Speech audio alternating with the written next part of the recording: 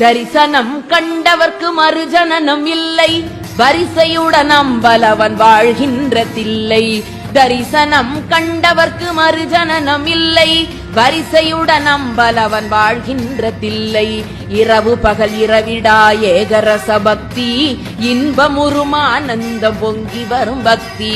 பரவி வரும் அவன் அருகில் அணிமாதி சித்தி, பணிந்து வந்து சிற்றம்பலத்தை வலம் சுற்றி.